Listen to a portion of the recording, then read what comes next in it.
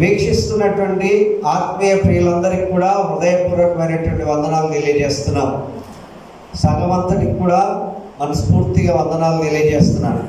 Bible ఉన్నవాళ్ళు, Bible లేని వాళ్ళు ఎవరైనా ఉంటే చేయొద్దండి. నా దగ్గర బైబిల్ లేదని వాళ్ళు, అందరి దగ్గర ఉన్నాయి కదా బైబిల్. కానీ మీ బైబిల్కి పని పెట్టాలి, బైబిల్ తీయాలి. సెల్ ఫోన్లో కాదు, బైబిల్ చూడు, బైబిల్లోనే చూడాలి.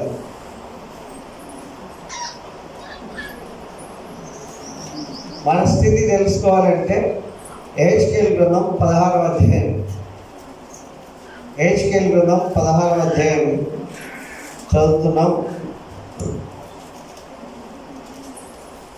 దేవుడు నాతో చెప్పినటువంటి మాట మీ అందరితో, పూర్వమే హెచ్కేల్తో చెప్పినటువంటి మాట ఈ దినం మనందరం కూడా జ్ఞాపకం చేస్తున్నాం. మరి యెహోవాకు నాకు ప్రత్యక్షమై ఇలాగ సెలవిచ్చాను, నరపుత్రుడా, యెరూషలేము చేసిన హేయ కృత్యములను దానికి తెలియజేసి నీవిలాగ ప్రకటింపు. యెరూషలేము అంటే దేవుని యొక్క సన్నిధి, దేవుని యొక్క సింహాసనం నిలిచేస్తాను, దేవుని యొక్క పట్టణం కనుక యెరూషలేము రాజనగరం. దేవుని యొక్క ఇంట్లో దేవుని ప్రజలందరికీ కూడా దేవుడి వాక్యం చెప్పమని చెప్పాడు, అన్నాడు. హెచ్కేల్తో కూడా ప్రకటించమని చెప్పాడు, ప్రకటించి ఇలా చెప్పమని చెప్పాడు. దేవుని యొక్క మాట అందరి కొరకు, నీ కొరకు, నా కొరకు, మన అందరి కొరకు కూడా ఆ ప్రకటింపబడినటువంటి మాట అక్షరార్థంగా తీసుకోవాలి, లిటరల్గా తీసుకోవాలి. ఏమని చెప్తున్నాడు?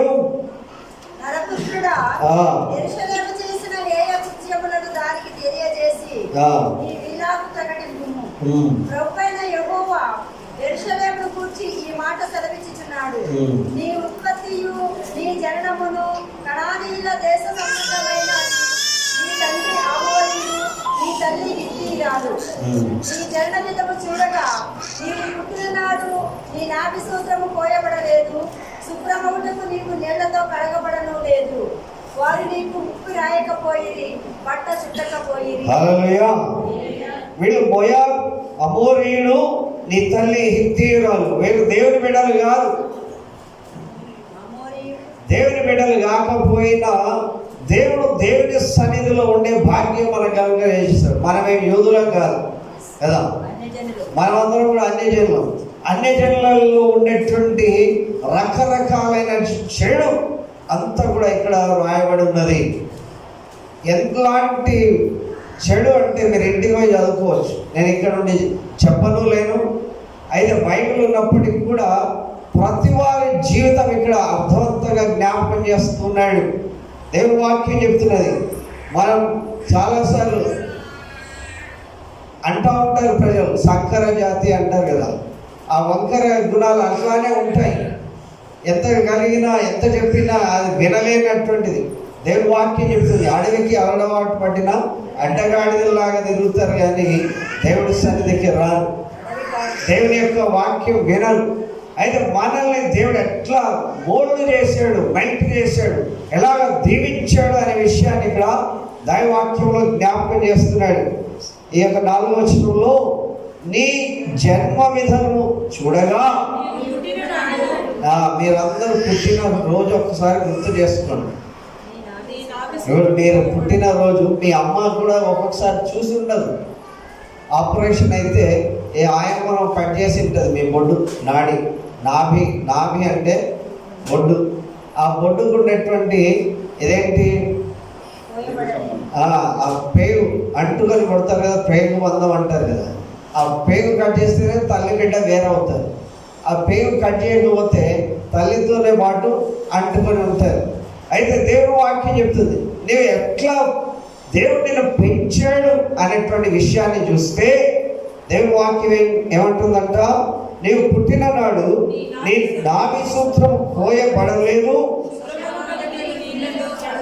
నీకు నీళ్లతో కడగబడలేదు, నీకు నీళ్లు కూడా లేవు. పుట్టారు అందరినీ ఆ లేబర్ రూమ్ వరకు తీసుకుపోతారు, కానీ లేబర్ రూమ్ బయటనే ఎంత ఉన్నా సరే ఆ లేబర్ రూమ్లో ఎవరు వెళ్ళాలి? వాళ్ళు. ఇక కొంతమంది ఏడుస్తూ ఉంటారు, కొంతమంది ఇక రకరకాల ప్రయత్నాలు చేస్తూ ఉంటారు. అయితే అలాంటి పరిస్థితిలో ఏమో కొంచెం దూరం పెట్టి శబ్దంలో వస్తాయి అంశంలో. అయితే ఇక్కడ దేవుడి వాక్యం ఏం చెప్తుందంటే, ఆ నాభి సూత్రం కొయ్యబడక ముందు నేను మా గండిపేటలో ఉన్నటువంటి శైలిని బకెట్లో వేయగా చూసా. తర్వాత మా పెద్దమ్మాయి సువర్ణను కూడా ఆ బకెట్లో వేసినప్పుడు చూశాను. అప్పుడు చాలా పెద్ద అమ్మాయి కదా, కొత్తగా మాకు అనుభవం లేదు. గాంధీ హాస్పిటల్లో తీసుకుపోతే వాళ్ళు ఎలా చేస్తారో ఏమని ఆందోళనతో చాలా రాద్ధాంతం చేయగా నన్ను చూపించారు, నీ కూతురు చూడాలి. తర్వాత రెండవది అమ్మాయి ఆందోళనగా పుడితే 8 నెలలుగా పుడితే అప్పుడు చూశాను. ఇక తక్కిన వీళ్ళందరిని ఎవరిని చూడలేదు.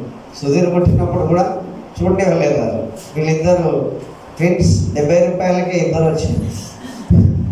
అయితే అప్పుడు కూడా చూడలేదు. అయితే పుట్టినప్పుడు ఆ చూడలేనటువంటి పరిస్థితిలో ఎవరు చూశారు? దేవుడు చూస్తున్నాడు. నీకు నీళ్లు రాయాలి, ఇంకేం రాయాలంట? ఉప్పెందుకు రాయాలి? స్కిన్కి అంతా వెంట్రుకలు ఉంటాయి. వెంట్రుకలు ఉంటాయి కనుక సబ్బుతో రాస్తే పోదు కనుక ఉప్పు రాస్తే, ఇప్పుడు చేపలు కడగాలని ఏం వేయాలి? ఉప్పు రాయాలి. ఆ జిడ్డు, ఆ యొక్క సమరు, అదంతా కూడా ఆ చెడు వాసన అంతా పోవాలి అంటే ఉప్పు రాయబడాలి. ఉప్పు శుభ్రం చేసే శక్తి ఉప్పుకున్నది, కాపాడే శక్తి కూడా ఉప్పుకున్నది. ఉప్పు లక్షణం కాపాడేది, శుభ్రం చేసేటువంటిది కనుక ఎప్పుడు కూడా నిల్వ ఉంచేటువంటి పరిస్థితిలో ఈ ఉప్పు ఉంటుంది. ఉప్పు రాయబడాలి. తర్వాత బట్ట చుట్టకపోయి, అయ్యయ్యో ఇప్పుడైతే అన్ని మంచిగా వేసుకొని వస్తాం. అప్పుడు బట్ట చుట్టలే, ఉప్పు రాయలే, నీళ్లు పోయలే, రక్తం ముద్దలో ఉన్నట్లుగా ఉంటే దేవుడు ఎలా చేశాడంట? ఈ పనులలో ఒకటైన నీకు చేయవలని ఎవరినో కటాక్షింపలేదు. నీ యందు జాలి పడిన వాడు ఒక్కడు లేకపోయాను. నీవు పుట్టిన నాడే బయట నేల పారవేయబడి చూడ అసహ్యంగా ఉంటుంది. అయితే బయట పారవేయబడి చూడడానికి అసహ్యంగా ఉన్నటువంటి వ్యక్తులందరూ కూడా అయితే నేను దేవుడు చెప్తున్నాడు, నేను నీ యొద్దకు వచ్చి రక్తంలో పొర్లుచున్న నిన్ను చూచి, రక్తంలో పొర్లి ఉన్న నీవు బ్రతుకుమని నీతో చెప్పాను. హల్లెలూయా. మేము ఏ స్టార్ హోటల్లో జన్మించినా సరే రక్తం ముద్దల్లోనే ఉండాలి. ఏ స్టార్ అంటే సూపర్ స్పెషాలిటీ, మల్టీ స్పెషాలిటీ హాస్పిటల్లో పుట్టినా సరే రక్తంలోనే ఉండాలి. ఆ లేబర్ నుండి గలీజ్ వాసన వస్తుంది. ఆ వాసనలోనే పుడతారు, ఆ వాసనలోనే జన్మిస్తారు. అలాంటి పరిస్థితిలో ఇప్పుడు కొత్తగా కొన్ని హాస్పిటల్ వచ్చాయి, పెయిన్ లేకుండా డెలివరీ అవుతుంది. ఇంజెక్షన్ వికటించిందంటే మొత్తం ఇక అందరికీ పెయినే కలుగుతుంది. కనుక దేవుడు వాక్యం చెప్తున్నటువంటి మాట, దేవుడు ఎలాగ నిన్ను నిర్మించాడో ఒక్కసారి జ్ఞాపకం చేసుకోవాలి. దేవుడు మనల్ని ఇంతగా దీవించినప్పుడు ఇక కొంతమంది అద్దం ముందుకెళ్ళే కదలరు, ఈ ఆభరణాలను వదలరు, తర్వాత బ్యూటీ పార్లర్ వెళ్ళకుండా ఉండలేరు. దేవుడు అద్భుతంగా ఇవన్నీ చేసిన తర్వాత ఈ భాగం అంతా కూడా మరి ధనధనం చదివితే త్వరగా మనకు అర్థమవుతుంది. నేలు నాటబడిన చిగురు వృద్ధి అగినట్లు నేను నిన్ను వృద్ధిలోనికి తేగా నీవు ఎదిగి పెద్దదానివై ఆభరణ భూషితురాలు అయితివి, దిగంబరివై వస్త్రహీనంగానున్న నీకు స్థనములు ఏర్పడను, నీ తల వెంట్రుకలు పెరిగెను. మరియు నేను నీ యొద్దకు వచ్చి నిన్ను చూడగా ఇష్టం పుట్టించు ప్రాయం నీకు వచ్చి నేను గనక నీకు అవమానం కలగకుండా నిన్ను పెళ్లి చేసుకొని నిబంధన చేసుకొనగా నీవు నా దానివైతివి. దేవుడు ఒక వ్యక్తిని ఎంతగా తీర్చిదిద్ది తన కొరకు చేశాడో ఇక్కడ చూస్తున్నాం. ఎంతగా మస్ట్ ఆ రస్ట్ అదంతా కూడా తొలగించి ఆ ధూళి దుమ్ము ఆ రక్తం మడగల నుండి తీస్తే దేవుడు వాక్యం ఇక్కడ 7వ వచనం చెప్తుంది, నేల నాటబడిన చిగురు వృద్ధి అగినట్లు. ఆ చిన్న గడ్డి ఎట్లయితే వృద్ధి పొందుతుందో అలాగ వృద్ధి పొందిన తర్వాత నీవు ఎదిగి పెద్దదాని వలనట్లు నేను నిన్ను వృద్ధిలోనికి తేగ. దేవుడు నన్ను వృద్ధిలోనికి తీసుకొస్తే ఇక మనకు కొమ్ములు వచ్చేస్తాయి. అది దేవుడు వాక్యంలో చెప్పబడినట్లు దేవుడు లేడని బుద్ధిహీనుడు ఇంకా నేనే హోల్ అండ్ సోల్ అనుకుంటున్నాను. నేను పుట్టినప్పుడు ఇట్లా ఉన్నాననేటువంటి ఆ పాత స్థితిని గుర్తించట్లేదు. దేవుడు అలాగా అన్ని రకాలుగా పెంచి పెద్ద చేస్తే ఏమైనారంట 7వ వచనంలో పెద్దదానవై ఆభరణ భూషితురాలిగా అయితివి. ఆభరణాలు వచ్చేసి కొనుక్కున్నారు. ఇప్పుడు బంగారం రేటు తక్కువైపోయింది కదా, ఎవరెంత కొన్నారో తెలియదు, వేసుకుంటే కనుక తెలుస్తుంది. అయితే భూషితురాలివై సౌందర్యదానివై, ఇక అటు అద్దం వదలట్లే ఇటు భూషణలు వదలట్లే, ఇక బయటికి రావడానికి ఇక నాకేమి పొదవు అన్నట్లయింది. దేవుడి సన్నిధికి రావడానికి జనాలకి ఇష్టం ఉండట్లేదు. ఎందుకంటే ఈ ఆలోక సంబంధమైనటువంటి ఆకర్షణల మీద ఎక్కువైపోయాయి. దేవుని యొక్క సన్నిధికి రాకపోవడం వల్ల ఇంకా ఆ భూషితురాలివై ఆభరణాలు ధరించుకుంటే ఎంత రిలాక్స్డ్ లైఫ్ అంటే మంచి ఆహ్లాదకరమైనటువంటి జీవితాన్ని జీవిస్తుంటే దేవుడు చెప్తున్నాడు, నేను నీకు వృద్ధి కలిగజేస్తే వృద్ధిలోనికి తేగ నీవు ఎదిగి పెద్దదానివై ఆభరణ భూషితురాలివైతివి. దిగంబరివై వస్త్రహీనంగా నిన్న నీకు స్థానములు ఏర్పడను. ఇది అమ్మాయిల గురించి చెప్తున్నది. అబ్బాయిలకు మీసాలు ఏర్పడతాయి, నువ్వు మీసాలు వచ్చేస్తే వాడికి ఎవడు చెప్పాల్సిన అవసరం లేదు. అలాగే స్త్రీలకు కూడా ఆ స్తన్యాలు వచ్చేసే వరకు అంటే కొన్ని ఫంక్షన్స్ చేస్తారు, మెచ్యూరిటీ ఫంక్షన్ చేస్తారు. ఎప్పుడైతే మెచ్యూరిటీ ఫంక్షన్ చేస్తారో అప్పటి వరకు అనిగమనిగా ఉంటారు. ఆ తర్వాత వాళ్ళు పెద్దవాళ్ళు అయిపోయినాం అని అనుకున్నప్పుడు వాళ్ళకి ఆభరణాలు అవన్నీ కూడా చేసి ఇలాంటి పరిస్థితిలో వాళ్ళకి మెల్లిమెల్లిగా ఏం పుడతాయంట, వచ్చేస్తాయి. పైన కొంచెం ఇక పెద్దదాని అయిపోయినా, ఇక వీడు పురుషుడు అయిపోయినాడు అన్నట్లు వాడు తిరుగుతాడు, ఇలాగ అయిపోయినామని వీళ్ళు తిరుగుతారు. అయితే దేవుడికి అయిష్టమైన పనులు చేస్తూ ఉంటారు. దేవుని వాక్యం ఇంకా జ్ఞాపకం చేస్తున్నటువంటి మాట ఏంటంటే, ఇష్టం పుట్టించు ప్రాయం 8వ వచనం, మరి నేను నీ ఎద్దకు వచ్చి నిన్ను చూడగా ఇష్టం పుట్టించు ప్రాయం నీకు ఇచ్చి ఉండేను కనుక. ఇంకొకటి ఏంటంటే, ఎంత చేసినా మనకు అవమానం కలగకుండా కాపాడేటువంటి ప్రభు. నేను పెళ్లి చేసుకుని నీతో నిబంధన చేసుకున్న తర్వాత ఇక్కడ ఇంకొక సబ్జెక్ట్ వస్తుంది ఇందులో, కానీ ఇప్పుడు అది కాదు. ఏంటంటే పెళ్ళై ఉన్నటువంటి కంటకురాలైన స్త్రీ అని ఈ మధ్యలో కనబడుతుంది. భార్య భర్తల యొక్క బంధంలో పెళ్ళి అయి ఉన్నటువంటి కంటకురాలైనటువంటి స్త్రీ అని ఉంటుంది. అంటే భర్తను సరిగా చూడక, తర్వాత భర్తకి ఇవ్వాల్సినటువంటి గౌరవప్రదాలు ఇవ్వకుండా, భర్తకి ఇవ్వాల్సిన సంతోషం ఇవ్వకుండా ఇతరులతో సాంగత్యం చేసేటువంటి స్త్రీని పెళ్ళి అయి ఉండి కూడా కంటకురాలైనటువంటి స్త్రీ అని చెప్పి దైవవాక్యం ఇక్కడ జ్ఞాపకం చేస్తూ ఉంటుంది. కనుక దాన్ని కనుక మనం వదిలిపెడితే ఇక దేవుడి వాక్యం చెప్తుంది 10వ వచనం 9వ వచనం, అప్పుడు నేను నీళ్లతో నిన్ను కడిగి నీ మీద ఉన్న రక్తమంతా తుడిచి నిన్ను నూనెతో అంటి. ఏం చేశారంట? చిన్నపిల్లలు ఉన్న వాళ్ళకి ఇప్పుడు బాగా అర్థమవుతుంది. రోజు పొద్దున్న లేసి ఏం చేయాలి?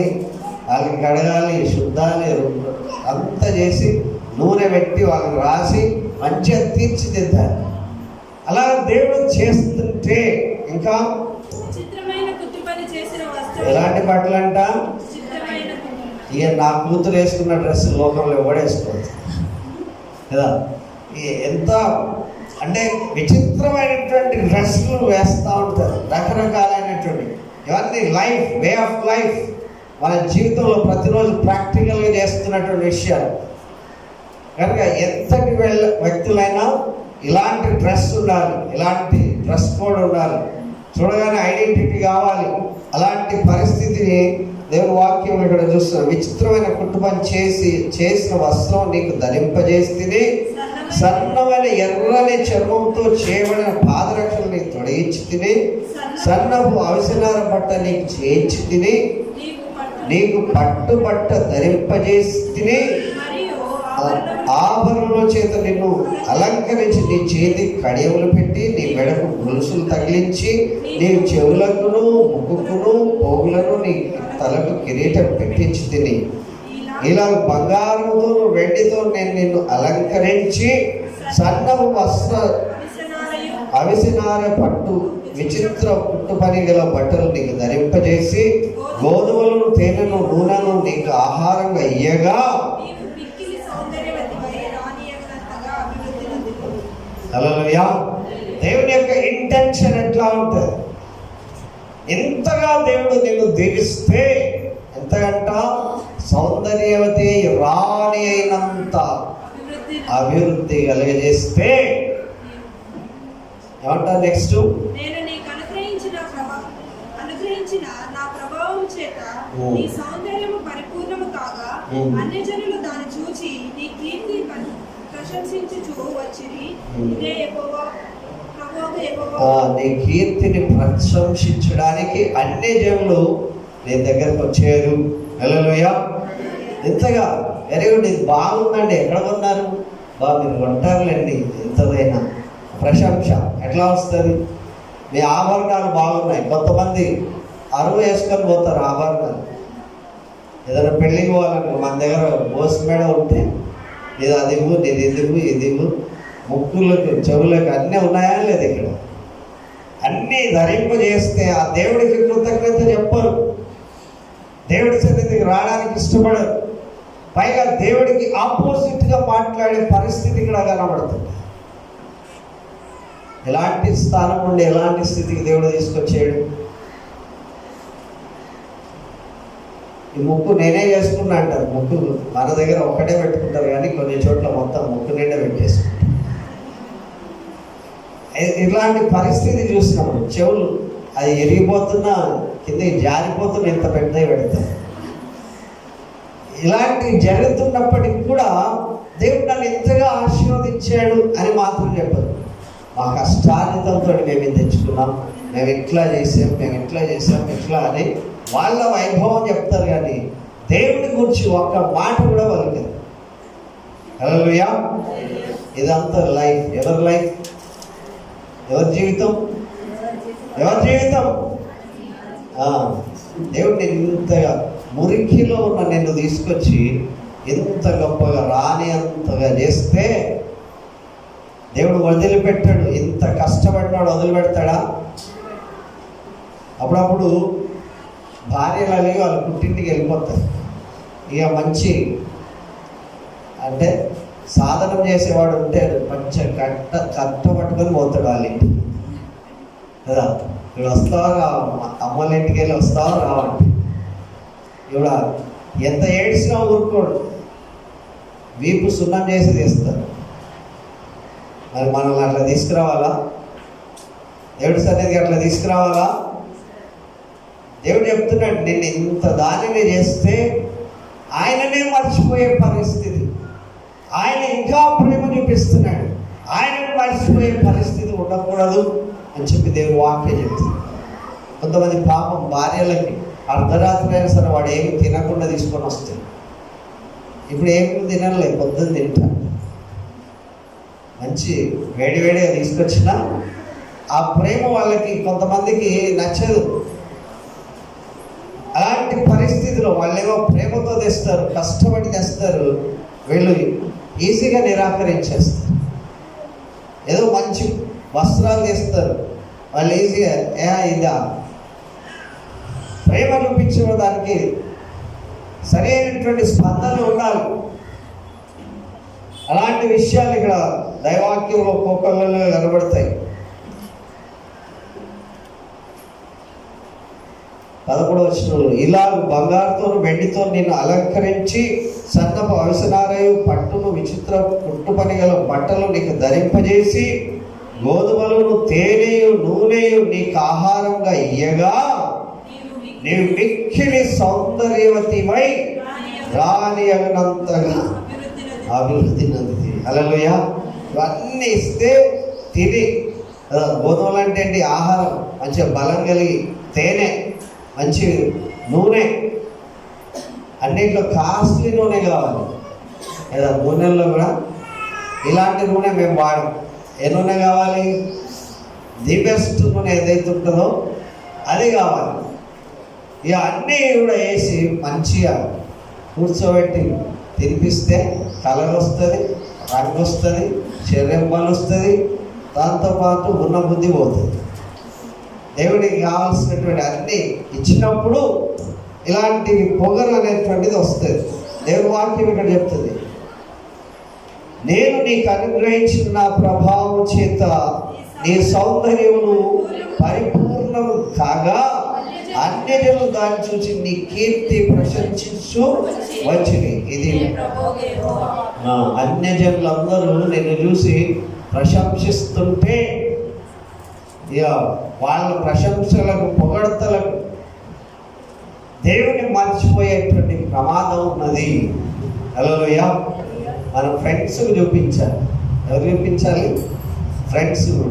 ఫ్రెండ్స్ని తీసుకోవాలి ఎక్కడికో, ఫ్రెండ్స్తో ఎంజాయ్ చేయాలి. వాళ్ళు ఎంత పొగుడుతుంటే మనం అంత విపోతుంది. ఫ్రెండ్స్ ఉండాలి మంచిది. కానీ దేవుడి దగ్గర మన జీవితాన్ని దేవుడికి అంకితం చేయాలి. దేవుడి వాక్యం ఇక్కడ చెప్తున్నటువంటి మాట, ఇంకా కఠినమైనటువంటి మాటలు వస్తాయి. 15వ వచనం, అయితే నీ సౌందర్యం నీవు ఆధారం చేసుకొని నీ కీర్తి వచ్చినందున నీ వేశ్యవై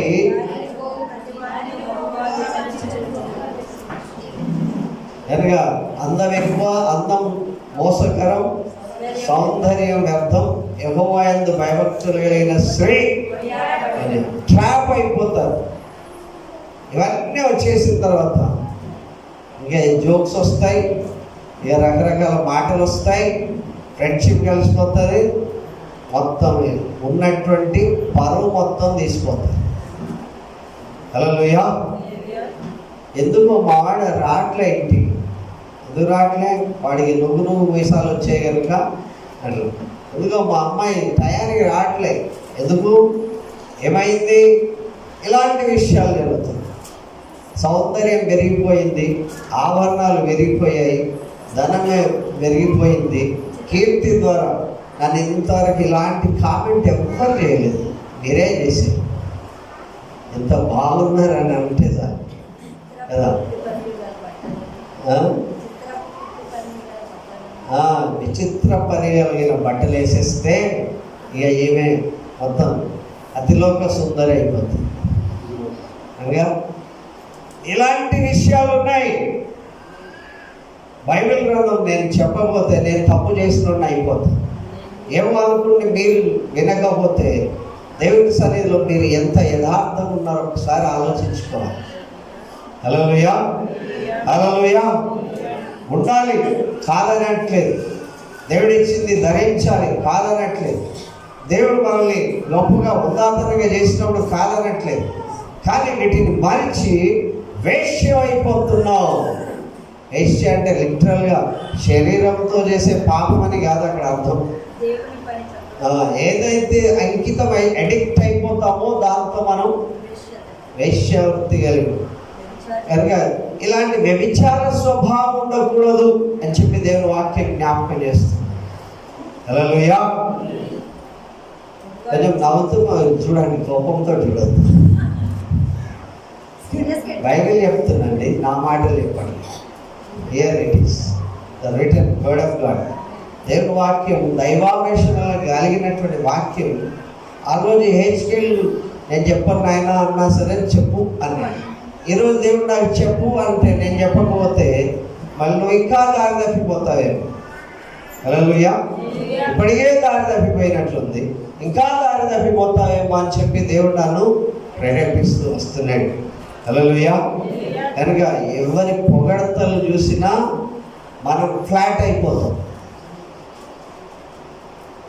ఫ్లాట్ కావద్దు అని అంటే మనకు చాలా క్రమశిక్షణ కలిగి, నిన్ను పుట్టించి నీ నాభి సూత్రం చూసినటువంటి దేవుణ్ణి, రక్తము ముద్దగా ఉన్నటువంటి నిన్ను కడిగి ఇంత గొప్ప వ్యక్తిగా చేస్తే, ఆయన నిరాకరిస్తే మనం ఏమనుకోవాలి?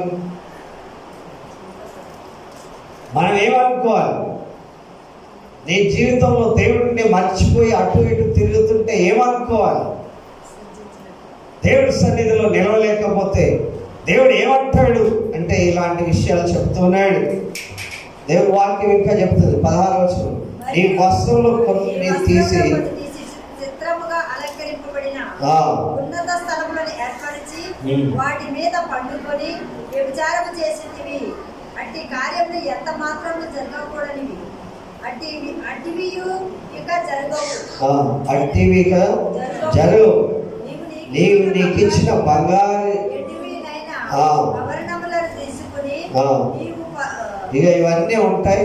మీరు ఇంటికి వెళ్ళి కూర్చొని చదువుకోవాలి. వాటన్ని అన్ని కూడా ఒక వ్యభిచార సంబంధమైనటువంటి రూపంతోనే చూడడం, మాట్లాడడం, అలాంటి స్థితిగతులు ఉన్నటువంటి వ్యక్తి. మరియు నీ విచిత్రమైన వస్త్రం తీసి వాటికి ధరింపజేసి నా తైలమును నా ధూపమును వాటికి అర్పించింది. దేవుడికి ఇవ్వాల్సినవి తైలము, అభిషేకము, అవన్నీ కూడా దేవుడు నిన్ను అభిషేకించి ఇచ్చినటువంటి ప్రతి దాన్ని కూడా వాటికి అర్పించేసే. నేనిచ్చిన ఆహారమును, గోధుమ పిండిని, నూనెను, తేనెను తీసుకుని ఇంపైన సువాసన కలిగినట్లు నీవు ఆ బొమ్మలకు అర్పించింది. అలాగని జరిగాను కదా, ఇదే ప్రభువుకి యెహోవా. ఇక్కడ దేవుడు నిన్ను ఎంత సౌందర్యంగా, ఎంత రూపసిగా, ఎంత ఆరోగ్యవంతులుగా ఇచ్చారో అదంతా కూడా అన్ని వాటికి పెట్టేసి. నాకు కొన్ని విషయాలు బైబిల్ చదువుతున్నప్పుడు, ఇతరులు మాట్లాడుతున్నప్పుడు గుర్తొస్తుంది. ఎంత ఘోరమైన పరిస్థితి. ఆదివారం ఆరాధనకు రావాల్సినటువంటి వ్యక్తులు ఎక్కడో పూజకు వెళ్తారు, ఎవరో ఫ్రెండ్స్ పూజకు వెళ్తారు. ఎందుకు రాలేదంటే అక్కడ పూజ ఉండేది, మా వాళ్ళు పిలిచారు, అందుకే వెళ్ళాను. అప్పుడు ఇవి గుర్తొస్తాయి. నాకు గుర్తొచ్చినా ఏం చేయాలి? నిరుత్తరని చేయగట్టుకొని వచ్చి. దేవుడి వాక్యం మామూలు కాదు బిడ్డలారా, చాలా జాగ్రత్త సుమ. ఏదో అన్ని ఆదివారం మంచి మాటలు మాట్లాడుకొని పోవడానికి వీల్లేదు.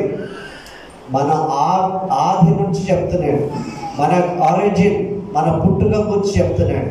ఒక గడ్డిని మొలిపించి పెద్దది చేసినట్లుగా దేవుడు ఇంతగా చేస్తే మన యొక్క గ్రాటిట్యూడ్ ఎక్కడ, కృతజ్ఞత ఎక్కడ ఉంది?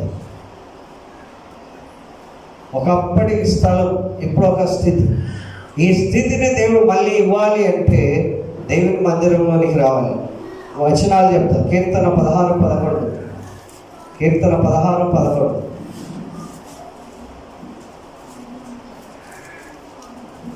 జీవ మార్గమును నీవు నాకు తెలియజేసేదవు. నీ సన్నిధిని సంపూర్ణ సంతోషం కలుగును. సంతోషం ఎక్కడొస్తుంది? జీవ మార్గము దేవుడు మనకు తెలియజేస్తే ఆయన సన్నిధిలో సంతోషము. నీ కుడి చేతిలో నిత్యము సుఖము. ఇలాంటి వ్యక్తి అయితే దేవుడి నుండి దూరం అయిపోతే ఎట్లా అవుతారు? దేవుడి సన్నిధికి వస్తే ఆయన సన్నిధిలో నిత్యమైనటువంటి సుఖాలు దేవుడు నీ కొరకు పెట్టి. హల్లెలూయా. మరొకసారి చదవము. ఎట్లా బ్రతకాలో ఆ బ్రతికే విషయాలు దేవుడు చెప్తాడు. నీ సన్నిధిలో సంపూర్ణ సంతోషం కలదు. హల్లెలూయా. శ్రీదేవికి ఏం తక్కువ? చచ్చిపోయి అతిలోక సుందరి, జగదేక వీరుడు అతిలోక సుందరి అని ఆమెకు అంత పేర్లు పెట్టిన తర్వాత బాత్రూంలో టబ్బులో పడి రావడం ఎట్లా? ఎంత బయటికి పోతే కారు నౌకర్లు చాకర్లు అంతా కూడా లోకంలో ఉండి ఇట్లా వ్యభిచార బ్రతుకులు అట్లా చచ్చిపోతారు. దేవుడి సన్నిధికి వస్తే ఇలాంటి జీవ మార్గాలు దేవుడు చెప్తాడు. సంపూర్ణ సంతోషం ఉంటుంది, సుఖములు ఉంటాయి, దేవుడి సన్నిధిలో సుఖములు ఉంటాయి. హల్లెలూయా. నాకు చాలాసార్లు అరే వాళ్ళని అట్లా చచ్చిపోతుంటే వీళ్ళు ఇంకా ఎగవడాటు చూడడానికి పోతున్నారు. వాళ్ళు ఆడినటువంటి నాటకాలను ఇంకా చూడడానికి పరుగులెడుతుంది. సౌందర్య జన్మ చాలా విషయాలు బాగా సంపాదించి డబ్బు పేరు ప్రఖ్యాతులు పొందినటువంటి వ్యక్తులు పాపములో పడి చచ్చిపోయారు, చస్తూనే ఉన్నారు ఈ రోజు వరకు కూడా. దేవుని వాక్యం చెప్తుంది ఎక్కడ దొరుకుతాయంట జీవ మార్గాలు, ఆయన సన్నిధిలో జీవ మార్గాలు దొరుకుతాయి, ఆయన కుడి చేతిలో నిత్య సుఖములు కలుగుతాయి. హల్లెలూయా. మేము అంత దూరం నుండి ఇంత దూరం పరిగెత్తి రావడానికి దేవుని వాక్యంలో నాకున్నటువంటి ఆనందాన్ని, నా కుమారుడికి ఉన్నటువంటి ఏలోక సంతోషాన్ని వదిలి వాడిని పట్టుకొని నేను దాకా రావడం, అప్పుడప్పుడు యాక్సిడెంట్లు అయ్యేటువంటి ప్రమాదాల నుండి తప్పించుకొని దేవుని వాక్యం చెప్తుంది. ఇది ఇంటికి పోయి ఖచ్చితంగా చదవాలి. 16వ అధ్యాయం హెచ్కేల్ గ్రంథం. నేను మీ ఇంట్లోకి వచ్చినా సరే దీని గురించి క్వశ్చన్ అడుగుతాను. ఓకే, ఇక్కడ వస్తేనే అడుగుతారని కాదు, మీ ఇంట్లోకి వచ్చిన 16వ అధ్యాయం ఒకసారి తీయండి అంట. దేవుడి వాక్యం ఇక్కడ జ్ఞాపకం చేస్తుంది. నీకు సుఖం కావాలా, దేవుడి సన్నిధి. జీవించే మార్గం కావాలా, దేవుడి సన్నిధి. ఇక్కడనే నీకు జ్ఞానోదయం కలిగేటువంటి పరిస్థితి, ఇక్కడ రక్షణ కలిగే పరిస్థితి, ఇక్కడ దేవుడికి దగ్గర అయ్యేటటువంటి పరిస్థితి ఇక్కడ. హల్లెలూయా. దేవుడి వాక్యం కీర్తన 17:15. కీర్తన 15. దేవుని సన్నిధిలో ఏం కనబడుతుంది? ముఖ దర్శనం. దేవుని యొక్క నేను నీతి గలవాడనై నీ ముఖ దర్శనం చేతును, నేను మేలుకొనున్నప్పుడు నీ స్వరూప దర్శనంతో నా ఆశ తీర్చుకుంటాను. హల్లెలూయా. కొంతమందికి ఎందుకు రావట్లేదని ఫోన్ చేస్తే వాళ్ళ పాపం నిజమే చెప్పారు. మేము ఒక వ్యాపారం పెట్టుకున్నాం, మేము ఒక ఆఫీస్ పెట్టుకున్నాం, ఇక అది కదలలేని అదొక విగ్రహం, దానికి కూడా ఒక టైం ఉండాలి. పని చేయవద్దని అనట్లేదు, 24 గంటలు ఇక్కడే కూర్చోమని చెప్పట్లేదు. నీకు ఇవ్వబడిన సమయంలో దేవుని సన్నిధిలో ఉండాలి, జీవించాలి. ఏమన్నా అక్కడ? నేనైతే ఏం గలవాడను? నీతి గలవాడనై నీ ముఖ దర్శనం చేస్తాను. హల్లెలూయా. దేవుని యొక్క ముఖ దర్శనం చేయడానికి పరిగెత్తుకొని రావాలి, దేవుని సన్నిధిలో ఉండడానికి పరిగెత్తుకొని రావాలి. చాలా దేవుని యొక్క నామం మహిమార్థమై ఈ వారం అంతా కూడా అందరూ కూడా పిల్లలు బాగానే చెప్పారు, వాళ్ళు ప్రిపేర్ అయ్యారు. I'm really appreciate them. దేవుడికి స్తుతులు చెల్లిస్తున్నాను. అలాంటి సమయం దేవుడు ఇచ్చాడు. వాళ్ళు కూర్చుంటే చదివి ప్రార్థన చేశారు. కొంతమంది అప్స్టాండింగ్ అయిపోయారు, నా వంతు ఎప్పుడు వస్తుందో అని చెప్పి పరుగులెత్తిపోతే పరుగులెత్తొద్దు. దేవుడు ఎక్కడ ఉండనో పట్టుకుంటాడు. 139వ కీర్తనలు అంటున్నాడు, నువ్వు ఆకాశం ఎక్కితే నేను అక్కడ ఉన్న బిడ్డ, నువ్వు పాతాళంలో పడుకుంటే నా చేయి నేను తాకుతుంది, నేను మాత్రం నేను వదిలిపెట్టనంటాడు. హల్లెలూయా. వేగంగా రెక్కలు కట్టుకొని సముద్రం బుదిగంతంలోకి దిగినా నా చేయిని నువ్వు బలపరుస్తావు. ఇక మేము కనబడతలేదు కదా, అయ్యగారి మైండ్లో నుండి out of mind out of sight అయిపోయినాం అనుకుంటుంది. ఇప్పుడు కనబడుతుంటేనే కనెక్షన్ ఉంటుంది అనుకుంటారు. కనబడినటువంటి వ్యక్తి కొరకు కూడా దేవుడు సిగ్నల్స్ పంపిస్తాడు. ఎప్పుడు కనబడేటువంటి వ్యక్తుల మీద దృష్టి ఉంటుంది అనుకుంటారు. దేవుడికి ఆయన చూడకుండా రహస్య స్థలములలో దాగగలవాడు ఎవడైనా ఉన్నాడా?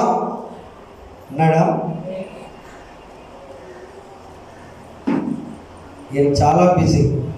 ఏ కమ్ ఫ్రంట్, ఇక్కడ ముందు ఆయన లేపి ఆడ కూర్చుంటాం, ఇక్కడ కూర్చు.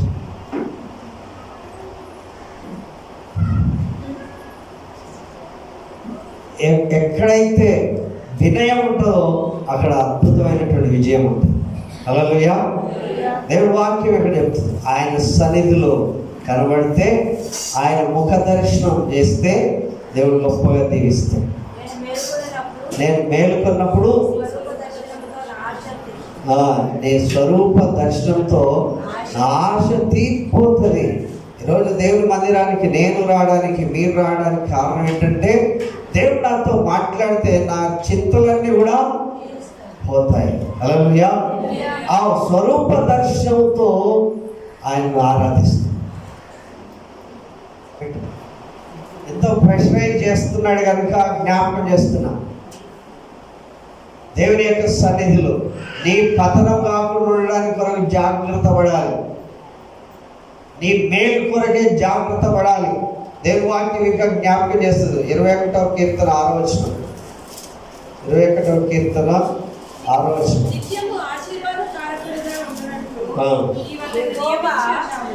ఓకే, 21:6. ఈ సన్నిధిని సంతోషముతో అతను నిర్లసింపజేసి ఉన్నావు. రాజు యెహోవా యందు నమ్మిక ఉంచి ఉన్నాడు. ఓకే, 6వ వచనం వరకే ఏముంది? నిత్యము ఆశీర్వాదకారకంగా ఉన్నట్లు దేవుని సన్నిధికి వస్తే ఎవ్రీడే బ్లెస్సింగ్, నిత్యము ఆశీర్వాదకరమే. దేవుడు ఎప్పుడు కూడా నేను దీవించడానికే కోరుకుంటాడు.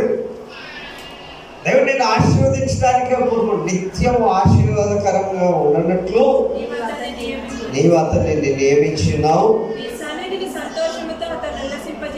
నీ సన్నిధిని సంతోషంతో అతను. నీ పిల్లలు సాయంత్రం కూడా వస్తున్నారు, చిన్నపిల్లలు, వాళ్ళు ఎంతో ఆనందంతో వస్తున్నారు దేవుని సన్నిధిలో ఉండడానికి కొరకు. ఆ చిన్న అమ్మాయి కూడా నన్ను గుర్తుపట్టి పరువెత్తు వస్తుంది.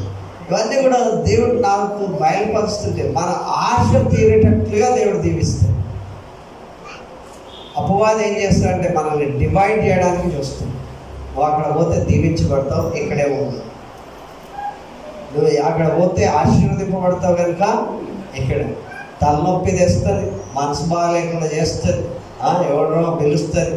ఏమొచ్చారంటే ఇస్తరాకులు వచ్చారని చెప్తుంది. ఓకే, ఇస్తరాకులు ఎవరో మనం ఉన్నట్లు దేవుడి సన్నిధిలో జ్ఞాపకం చేస్తున్నాం. మన జీవితంలో ప్రయారిటీ దేవుడి దగ్గరకు వస్తే ఇలాంటి దీవెనలు మనకి ఉంటాయి. కీర్తన 65:4, 65:4.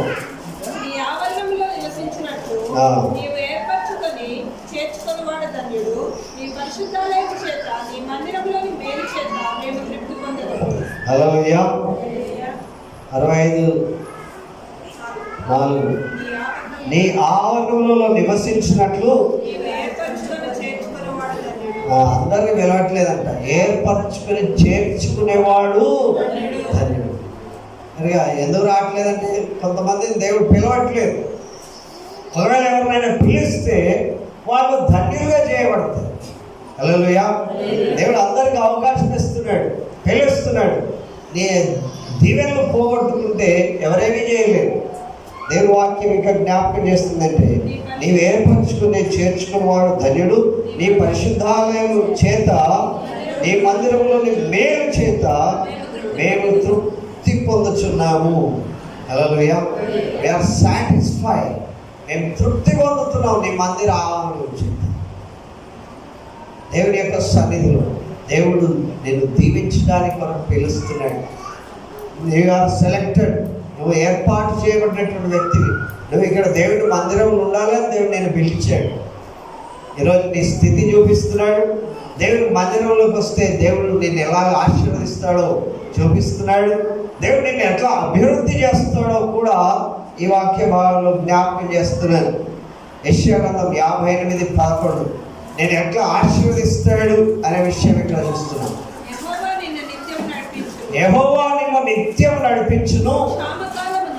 క్షామం అంటే కరువు కాలం. ఆయన నిన్ను తృప్తిపరిచి. హల్లెలూయా. నాకు లాక్డౌన్ అప్పుడే బాగుండేది. ఇంట్లో కూర్చుంటే డబ్బులు వచ్చేవి. నేనే తినగా ఇక చాలా మందికి భోజనం పెట్టాను. నేను తింటూ ఇతరులకు భోజనం పెట్టాను.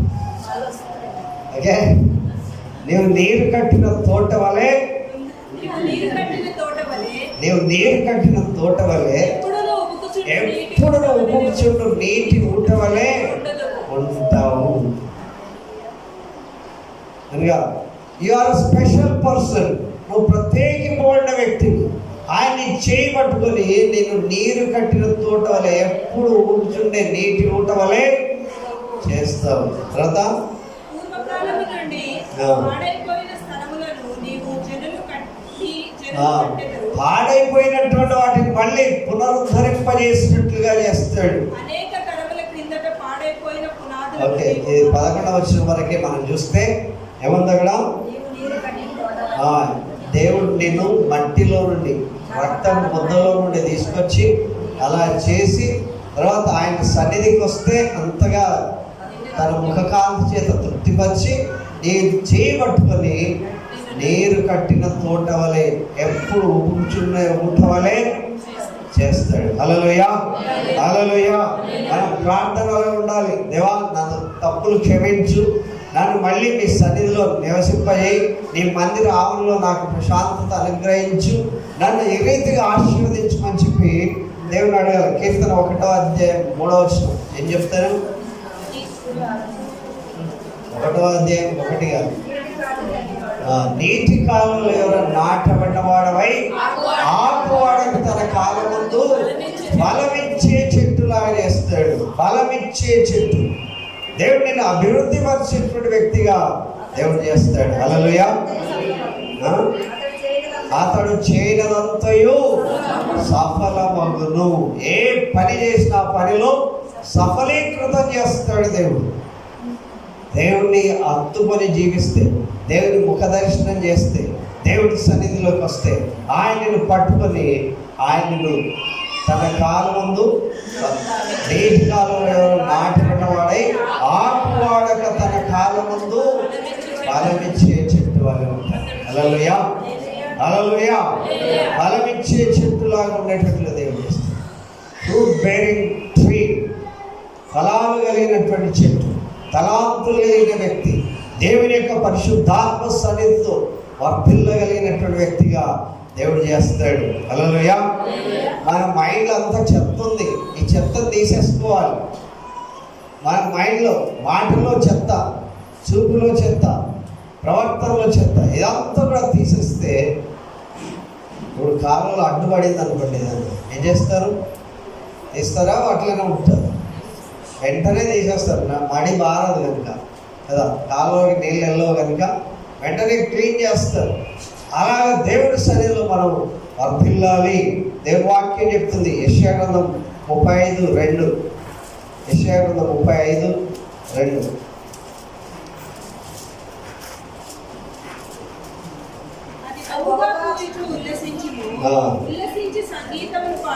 ఏమైతుందంట? బహుగా ఉల్లసిస్తూ పాట వస్తుంది. కొత్త డ్రెస్ వేసుకుని పండుగలప్పుడు ఉత్సాహంతో ఏమొస్తాయి? బాత్రూమ్ సాంగ్స్ అన్నీ వస్తాయి. స్టేజ్ సాంగ్స్ రాకపోయినా వాళ్ళు హమ్ చేస్తారు. అది బహుగా పూచి ఉల్లసిస్తుందంట. ఉల్లసించు సంగీతములు పాడేటువంటి పాటలు. దేనికంతా? లెబానోను సౌందర్యము, కర్మేలు శారములకున్న సొగసు దానికుడు, అవి యెహోవా మహిమ మన దేవుని తేజస్సును చూచును. అరే 35వ వచనం మొదటి వచనం ఏంటంటే ఎండిపోయినటువంటిది, ఇంకా పూయదు. అరణ్యం, అరణ్యం అంటే ఎండిపోయినటువంటిది, ఇక పువ్వులు కాయదు, ఫలాలు ఇవ్వదు అనేటువంటిది కూడా బహుగా సంతోషించేటట్లుగా చేస్తారు. హల్లెలూయా. కస్తూరి పుష్పం వలె పూయిస్తుంది. అది బహుగా పూయించు ఉల్లసిస్తుంది. హల్లెలూయా. కనుక మనం ఎందుకు పనికి రానటువంటి మనము దేవుని చేతిలో కనుక ఉంటే సమృద్ధియే సమృద్ధి దేవుడిస్తాడు. హల్లెలూయా. దీవెనల వెంట దీవెనలు ఇస్తానే ఉంటాడు. దేవుని యొక్క సన్నిధిలో మన హృదయాలను ప్రభుకు సమర్పించాలి. దేవునికి మన హృదయం సమర్పిస్తున్నామా? హెచ్కేల్ గ్రంథం 36లో ఉన్నట్టుగా అట్లా 16లో ఉన్నట్లుగానే పాడైపోయిన జీవితానికి అంకితం అయిపోతుందా? ఇక కొంతమంది అనుకుంటారు, ఇక నాది అయిపోయింది లేండి సార్, ఇక నిండా మునిగిన సలేంటని, ఇక నిండా మునిగిపోయినాం కనుక ఇక మళ్ళీ ఇందులోకి వెళ్ళి బయటికి రాలేము అని చెప్పి అదే తప్పులు చేస్తుంటే అది దేవుడికి ఇష్టమైంది కాదు. హల్లెలూయా. దేవుడు దీవించడానికి ఇష్టపడుతున్నాడు. బహుగా పూయాలి, నువ్వు బహుగా ఫలించాలి. ఎండిపోయినటువంటి వ్యక్తిత్వం కలిగినా సరే దేవుడు అద్భుతంగా ఆశీర్వదించాడు. హల్లెలూయా, హల్లెలూయా. దేవుడు చూస్తున్నాడు. ప్రియులారా, జాగ్రత్త సుమా. నేను చెప్పాల్సింది చెప్తున్నా. దేవుడిని యొక్క సన్నిధిలో విన్నటువంటి నీకు దేవుడు నీకు చెవులు ఇచ్చాడు. చెవి గలవాడు గట్టిగా వెనికిడి లోపం గురించి రాత్రి టీవీలో చెప్పారు. అలాంటి ఏం లేవు కదా. గట్టిగా చెవులు ఉన్నటువంటి మీకు అందరికీ నాకు అనిపించింది, ఆ చర్చిలో ఇట్లా చెవులు లేనటువంటి వ్యక్తులు ఎంతమంది ఉన్నారో అనిపించింది. అదే దేవుని వాక్యం ఇక్కడ జ్ఞాపకం చేస్తున్నటువంటి మాట ఏంటంటే, దేవుని యొక్క సన్నిధిలో నిత్య సుఖం ఫలించాలి. ఇప్పుడు పెళ్ళి అయిపోతుంది. పెళ్ళి అయిపోయిన తర్వాత ఇంకా నెక్స్ట్ ప్రాబ్లం ఏం స్టార్ట్ అవుతుంది? ఏం కావాలి? పిల్లలు కావాలి. పెళ్ళైన సంవత్సరానికే పిల్లలు అయితే ఓకే, 2 సంవత్సరాలు కాలేదనుకో, 3వ సంవత్సరం కాలేదనుకో, మీకు పిల్లలు కావాలని లేకున్నా సరే చుట్టుపక్కల వాళ్ళందరూ ఏం చేస్తారు? అటింటి వాళ్ళు ఇటింటి వాళ్ళు ఏమంటారు? ఏం విశేషం ఏం లేదా? ఏం విశేషం ఏం లేదా అంటే నాకు అసలు సరిగ్గా అర్థం కాలేదు. ఒక్కొక్కసారి వాళ్ళ ఇంట్లో ఏమైనా పండుగనేమో, ఏమైనా దావతిస్తున్నారేమో అనుకున్నాను. అది కదా గారు, పెళ్ళై 2 సంవత్సరాలు అయింది, అందుకు విశేషం లేదా అని అడుగుతున్నాము. 3వ సంవత్సరం, 4వ సంవత్సరం, 5వ సంవత్సరం అయిపోయింది అనుకోండి, ఇక ప్రతి ఒక్కరు వేధించడం మొదలు పెడతారు. వాళ్ళ ఇంట్లో నుండి బయటికి రావడానికి సిగ్గుపడుతూ ఉంటారు, ఫంక్షన్లు పోవడానికి సిగ్గుపడతారు. ఎండిపోయినటువంటి ఏడాదిని దేవుడు మళ్ళీ ఏం చేయాలి? పుష్పించాలి, సంతోషించేటట్లు చేయాలి, ఉల్లాసించేటట్లు చేయాలి. హల్లెలూయా. నీ ఇష్టం ఏమి లేదు అక్కడ. నువ్వు దేవుడికి ఎంతగా అంకితం అవుతే దేవుడు అంతగా దీవిస్తాడు. హల్లెలూయా. నేను ఎవరొస్తున్నారని నాకు ఎందుకు పిల్లలు కలగాలంటే, ఆర్మీ ఉన్న వాళ్ళకి కూడా లేదు పిల్లలు. వాళ్ళు మంచి పుష్టిగా ఉన్నటువంటి వ్యక్తులకు కూడా లేదు. దేవుని వాక్యం జ్ఞాపకం చేస్తుంది. మన బలం కాదు, దేవుని యొక్క సన్నిధి మనకు దీవెనకరంగా ఉండాలి. దేవుని వాక్యం పరమగీతం 6:11, పరమగీతం 6:11.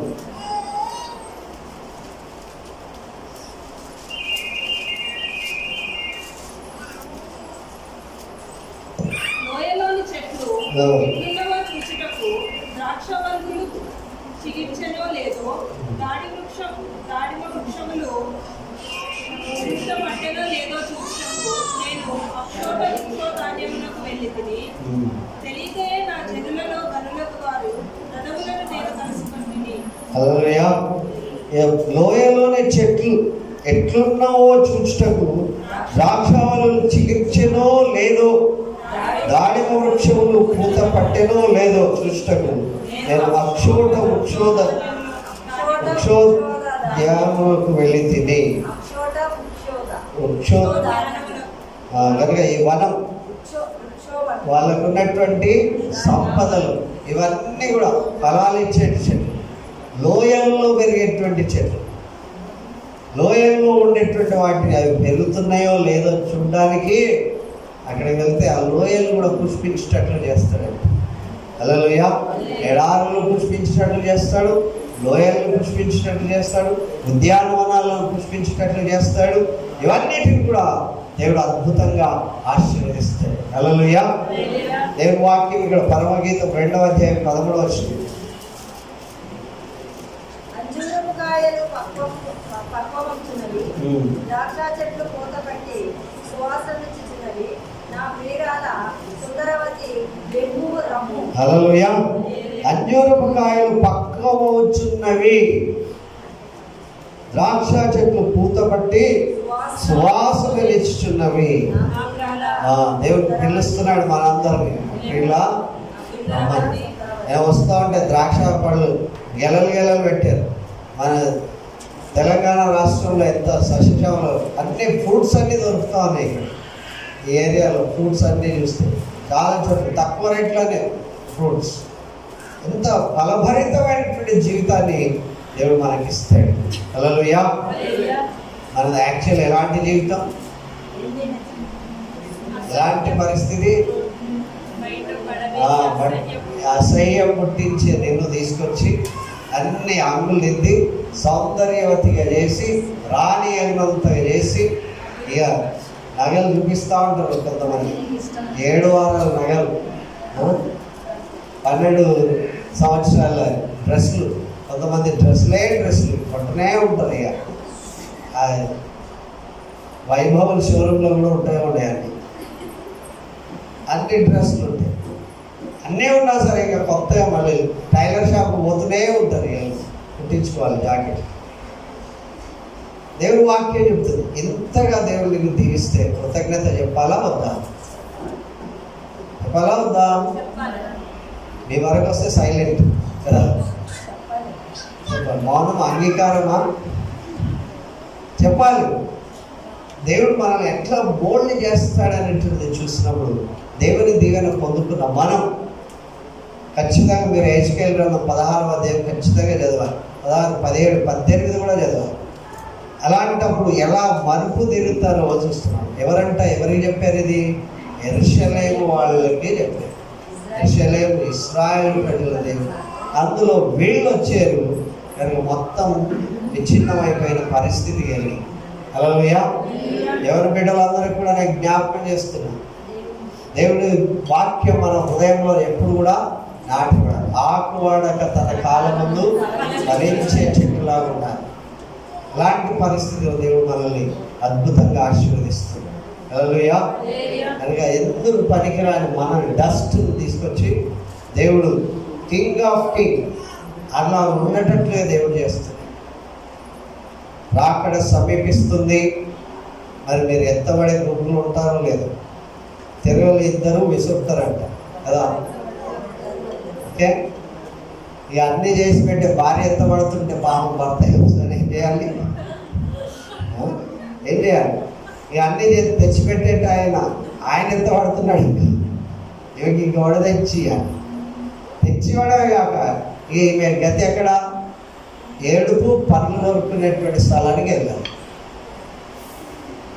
చాలా జాగ్రత్త సుమా. 2 పొలం దున్నుతుంటే ఒకరు ఎత్తబడతారు. ఇంకొకరి పరిస్థితి ఎట్లా? చాలా షార్ప్గా దేవుడు వస్తాడు. కనుక దేవుడి సన్నిధిలో మన జీవితాలను అంకితం చేయాలి. ఈరోజు ఉన్నది ఓకే, రేపటి దినం మనకు తెలియదు, కానీ దేవుడు రాకడ సమీపం అయితే ఖచ్చితం. హల్లెలూయా. ఆ దినం ఎట్లుంటుందో ఎవరికి తెలియదు కనుక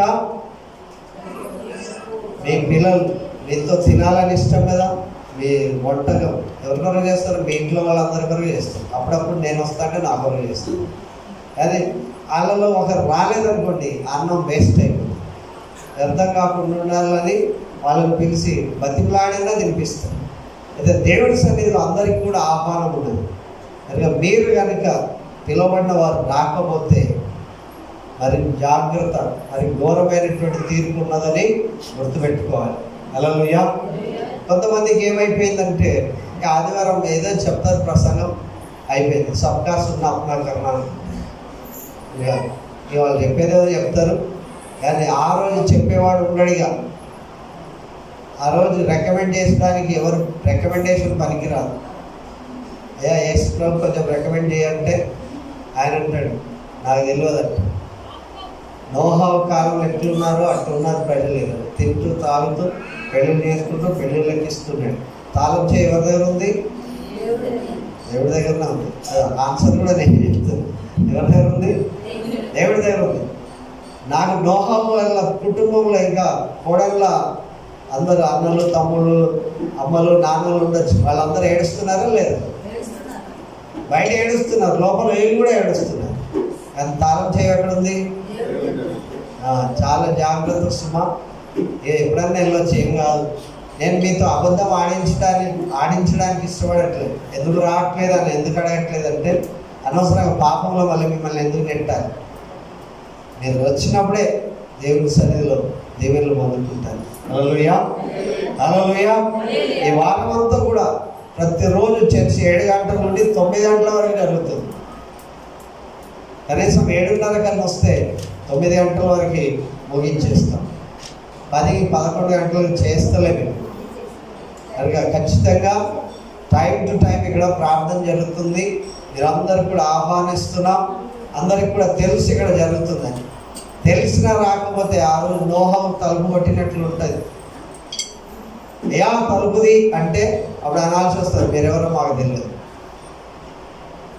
ఎందుకంటే చాలా జాగ్రత్త పిల్లరా. చిన్నప్పటి నుండి వింటున్నారు వాక్యం. కొంతమంది ఇంకా రక్షింపబడకపోతే మనం చర్చిలో బాప్తిజం కార్యక్రమాలు ఉన్నాయి. ఈస్టర్కి బ్యాప్టిజం ఇస్తున్నాం.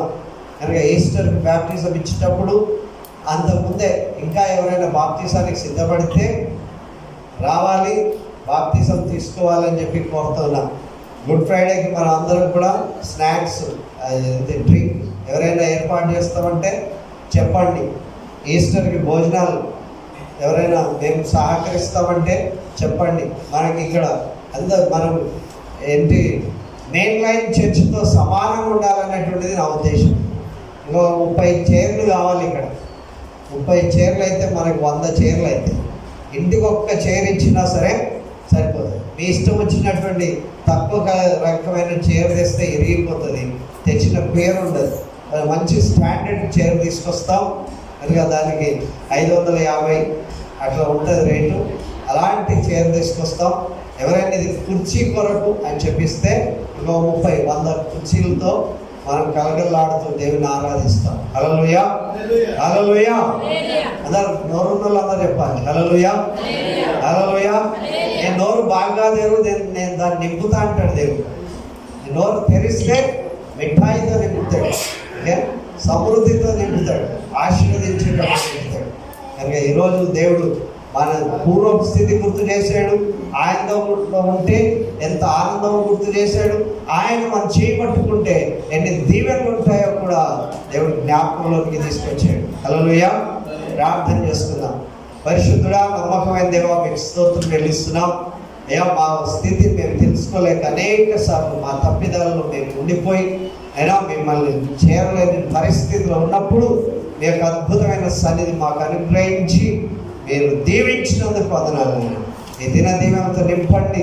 అయ్యా, ఎవరైతే రాలేదో వాళ్ళందరి కొరకు ప్రార్థిస్తున్నాం. వచ్చిన వాళ్ళు ఖచ్చితంగా దేవుడు మమ్మల్ని చూస్తున్నాడని ప్రభా మీ సన్నిధిలో నిలవడానికి సహాయం చేయండి. ప్రతి వారు చేయబట్టుకుని ప్రభా వారిని తండ్రి నీటి ఊటల వలె, తండ్రి పూల తోటల వలె, అయితే ప్రభా సమృద్ధి అయిన ఫలాల వలె మీరు ప్రకాశింపజేసి విస్తరింపజేసి దీవించండి.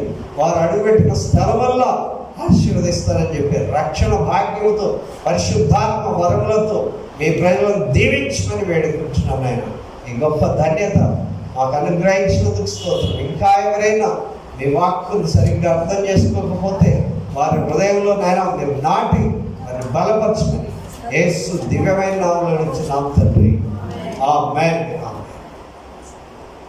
ఈ సమయంలో మన కానుకలు ప్రభువుకు సమర్పిద్దాం. బాలు దంపతులను బట్టి దేవుని పద్ధతులు వారు వివాహం చేసుకున్న తర్వాత మొదటిసారి సంఘానికి వచ్చారు. వారిని బట్టి దేవునికి మహిమ చెల్లిస్తున్నాం.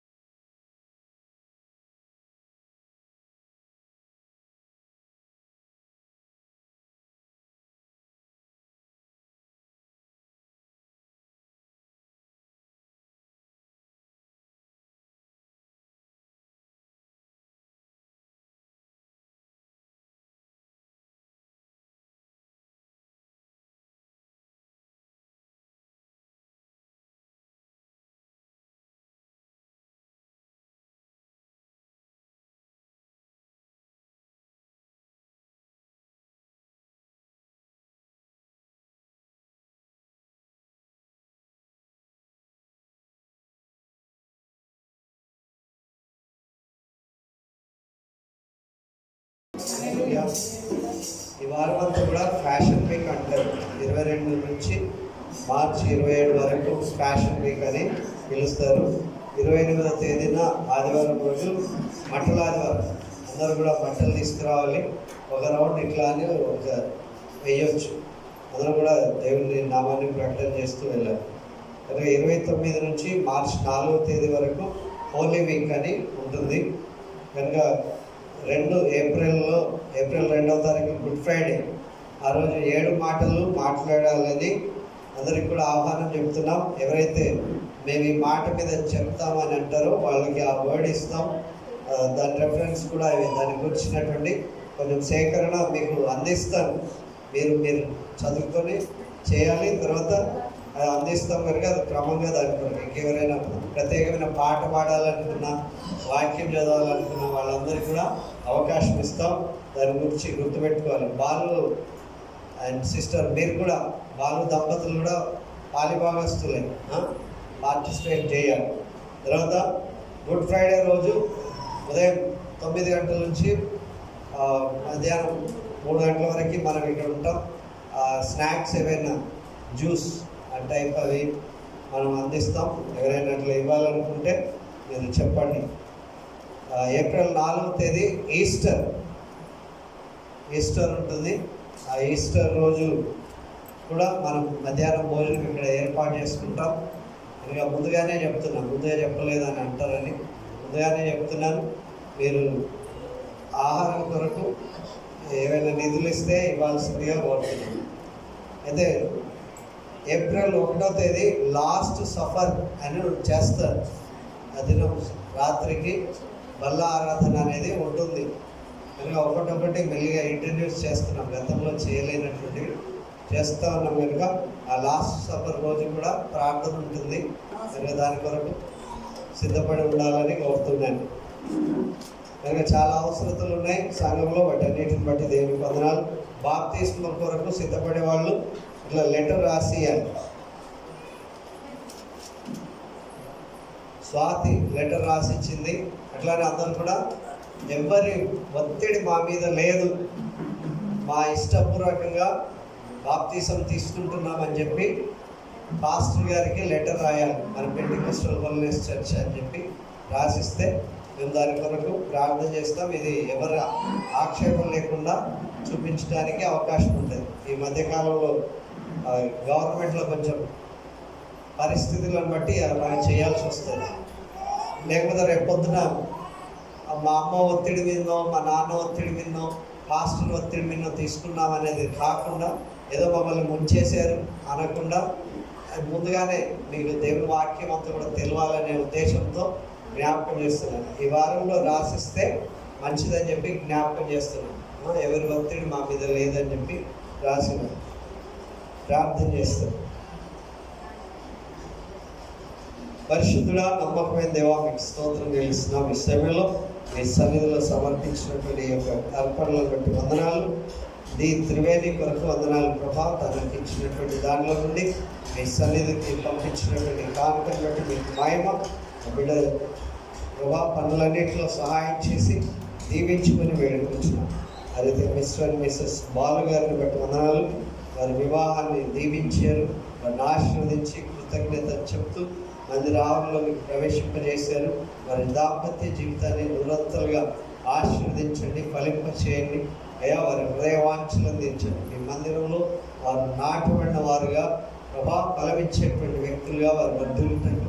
మీ యొక్క అద్భుతమైన మంచితనంతో వారిని దీవించి మీ రక్షణలో వారిని వర్ధిల్లు చేయండి.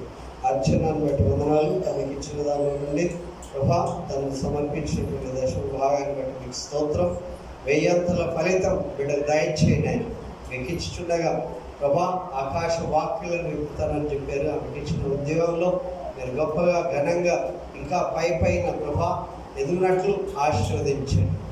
ఇచ్చినటువంటి కానుకలన్నింటిని బట్టి మీకు స్తోత్రం చెల్లిస్తున్నాం. వచ్చినటువంటి ఆత్మీయ బిడ్డలందరినీ బహుగా దీవించండి. ఆయన మా పాపాలు, మా శాపాలు మా మీదికి రాకుండా వాటిని కడిగి పవిత్రపరచండి. నాయన అయ్యా, మీ మందిరంలో నిలిచే వ్యక్తులను మీరు ఎలాగ ఆశీర్వదిస్తారో చెప్పారు.